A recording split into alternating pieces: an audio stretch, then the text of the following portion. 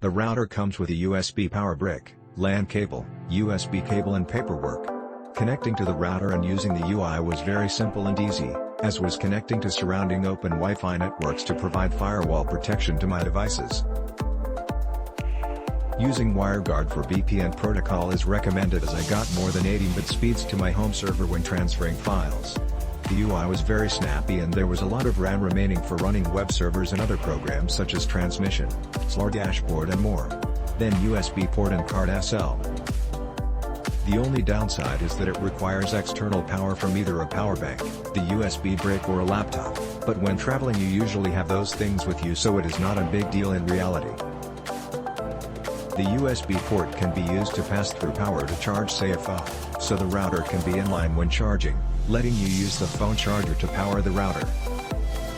I had a rough start with the device but now it's running perfectly. I've velcroed it to a similarly sized battery pack, keeping green.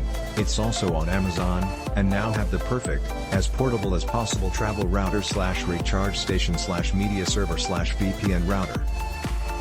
Super happy. My only issue is this thing takes a while to boot, so if it looks like it's not starting up just give it a few minutes.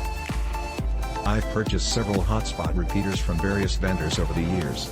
Most work mostly well, with only 1 or 2 limitations. My eyes started wandering toward the GL.iNet series of travel routers due to the inclusion of OpenWRT, which allows, among other things, OpenVPN client and server functionality. Plus, OpenWRT is just plain awesome. Initially, my cursor hovered over the quick and dirty GL-USB 150 router on. Also, having Gigabit Ethernet ports could come in handy in some configurations and topologies.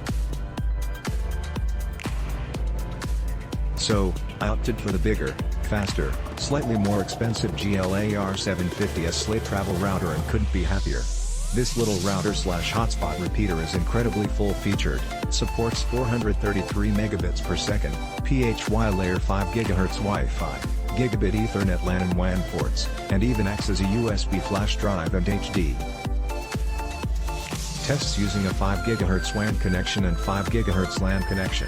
Yes, this does work, despite other reviews, resulted in greater than 115 megabits per second throughput measured speed test. Click link in description for more reviews.